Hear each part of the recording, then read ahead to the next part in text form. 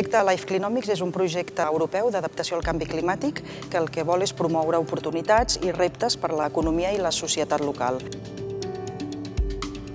Ens focalitzem en 3 territoris, que seria la Reserva de la Biosfera de Terres de l'Ebre, la comarca de l'Alt Penedès i la Reserva de la Biosfera del Montseny, i amb 3 sectors econòmics, que són el sector de la pesca, el sector turístic i el sector agroforestal.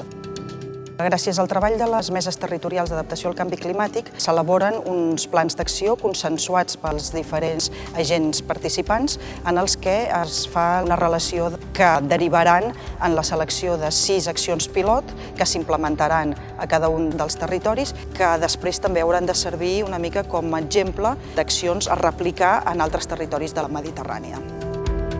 El que es genera també són unes línies de capacitació i de formació enfocades a donar coneixements als actors implicats a cada un dels territoris i a cada un dels sectors amb els que treballa el projecte.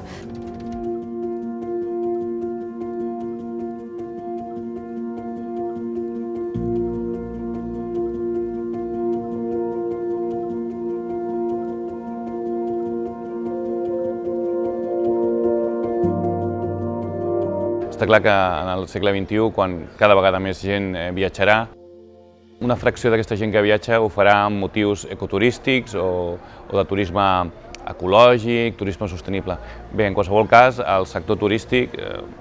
restauració, hoteleria, s'haurà d'adaptar a les demandes d'aquests turistes ecoturístics, perquè d'alguna manera exigiran allotjar-se, dinar en restaurants que facin servir unes bones pràctiques ambientals. Cada vegada això serà més demandat, per tant el sector s'ha d'anar adaptant. Com? Doncs, evidentment, oferint uns serveis respectuosos amb el medi ambient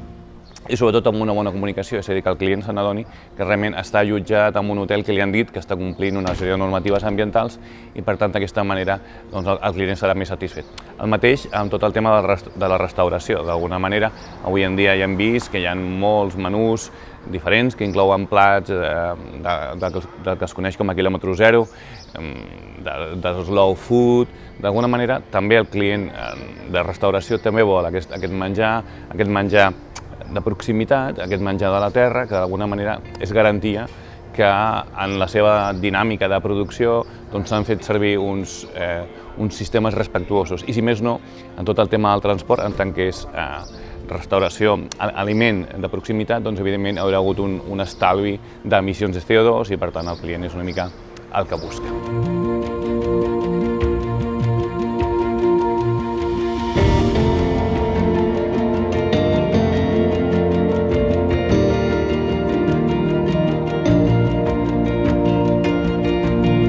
El Parc Natural del Montseny i Reserva de la Biosfera, en l'àmbit del turisme, el que va optar en el seu moment és per incorporar-se en la Carta Europea de Turisme Sostenible, que és un projecte a nivell europeu d'espais protegits que volen treballar en la línia del turisme sostenible i de l'ecoturisme. I aleshores, nosaltres vam agafar aquest projecte, aquesta proposta, i estem treballant, i fonamentalment per 2 coses. Una, per poder treballar amb el turisme, però des d'una visió del turisme sostenible, i una altra perquè és un projecte que el que fa és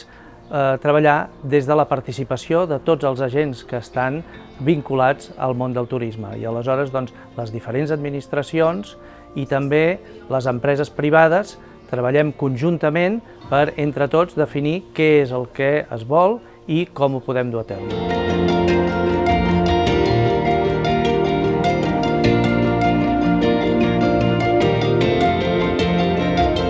Per nosaltres, la Carta Europea de Turisme Sostenible del Montseny ha representat poder participar activament en les decisions que tenen a veure amb el turisme a la nostra zona protegida.